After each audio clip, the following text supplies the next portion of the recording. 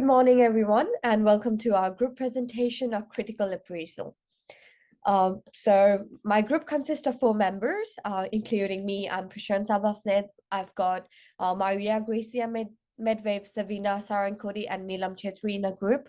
After a lot of discussions, me and my group members have selected quantitative research article called Neonatal Outcomes for Women at Risk of Preterm Delivery Given Half Dose versus Full Dose of Antenatal Betamethasone, a randomized, multi-center, double-blind, placebo-controlled, non-inferiority trial.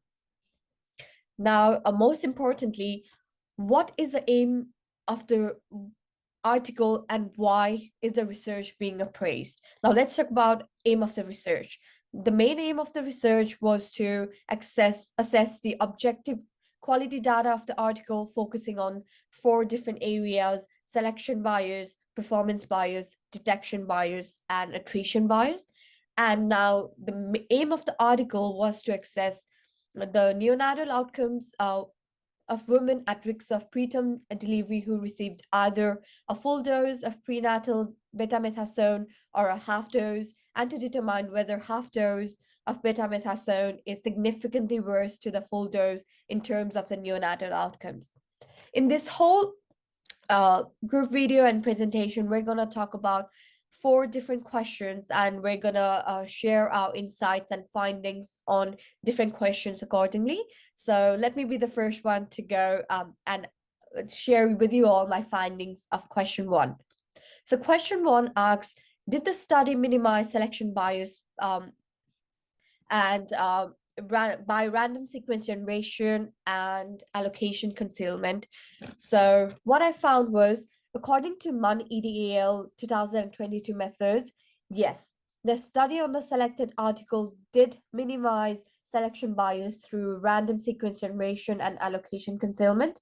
The author further states that we can say this because random sequence generation was used by researchers in the research to divide individuals in 2 different groups. First, those receiving full dose of betamethasone, and second, those receiving half dose of betamethasone. This whole process of randomization aided in ensuring that the dividing of the participants was fair and devoid of any systematic influences and unfairness. The study also used allocation concealment as the researchers responsible for allocating and recruiting the participants were kept in the dark regarding treatment allocation to prevent any influence or manipulation in the whole process. Therefore, in order to reduce selection bias and validity of study outcome, the study made sure that individuals were randomly assigned to half or full dose group, and we can say that the study clearly aimed at minimizing selection bias through random sequence and allocation concealment. So that was what my whole finding was about. Now, to answer question number 2, I'd like to hand it over to Neelam. Thank you, Prasansa. And now I will discuss whether the study is successfully in minimizing performance bias or not. Yes, the study successfully minimized performance bias as it is a double-blind placebo-controlled trial where participants, clinicians, and researchers are marked to the treatment allocations. According to Heikinis et.al article, familiarity with the administered interventions can induce intentional or unintentional deviation from the predetermined research methodology by both the participants and researchers. So the binding of participants, clinicians, and researchers are crucial to reducing performance bias impact in the clinical trial, as the clinicians and the researchers are less likely to treat the participants differently or report outcomes based on their knowledge of the group assignments. Similarly, in the articles, the trial randomly assigns participants to receive a placebo or the full betamethasone injections doses in identical vials and the boxes, and only the study numbers differentiated drugs packed. Neither participants nor investigators were aware of the study groups. The assignments throughout the trials. This helps to ensure that the results are not influenced by the expectations or bias of the participants or researchers. Additionally, using a computer-generated code, producing pre-mutate blocks of varying sizes to assign participants to treatments groups randomly helps to ensure that the allocations is unbiased and not influenced by the researchers' preferences or biases. Therefore, with all of these interventions, the study successfully minimized performance bias. That's it for me. Now I will hand over to my friend Sabina Sarankoti to discuss about the detection bias. Thank you. Thank you, Neelam, for handing me over. Now I am going to tell about how detection bias is minimized in the above mentioned article. As detection bias is a systematic differences between the group of the study in how the outcome is determined or accessed. One of the elements that is mentioned in the article that contribute in minimizing detection bias is using the double-blind trial, where participants, the clinician, study staff, involved were unaware of the treatment allocation.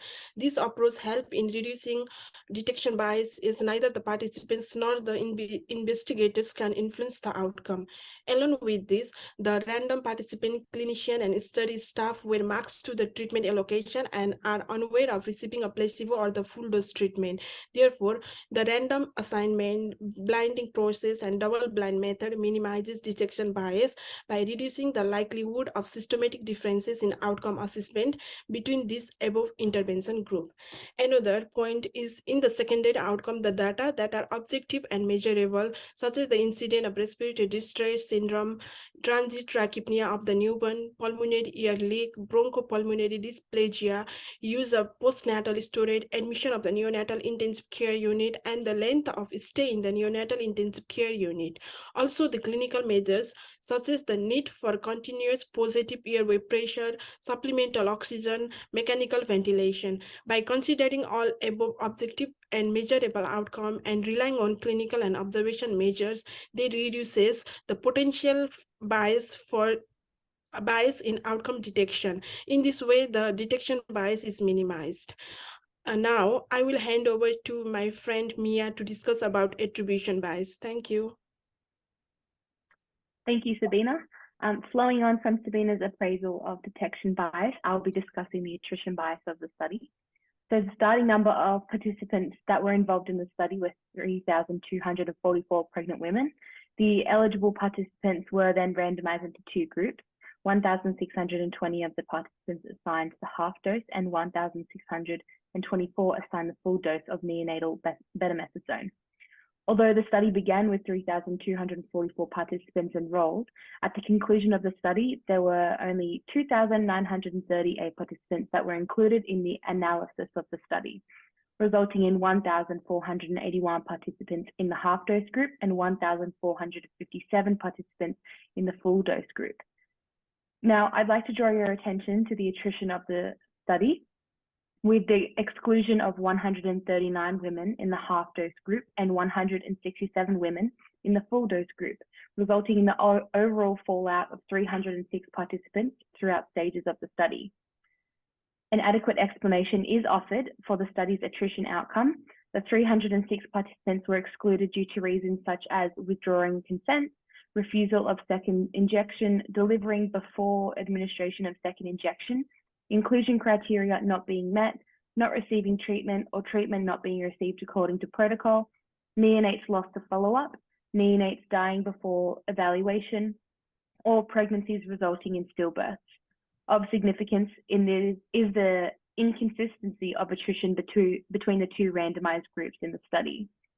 So when analyzing previous findings, the study states 3% of women were secondarily found to be ineligible, lost to follow-up, or withdrew consent. Due to this outcome, an attempt was made after the fourth interim analysis to minimize attrition by increasing the sample size enrollment. So now to conclude today's presentation, the overall study is of high quality as it demonstrates credibility and accuracy and was successful in minimizing selection, performance, detection, and attrition bias by using various methods as we have discussed in this presentation today. Thank you. Thank you, guys. That was a really good group presentation. See you all. Thank you. Thank you.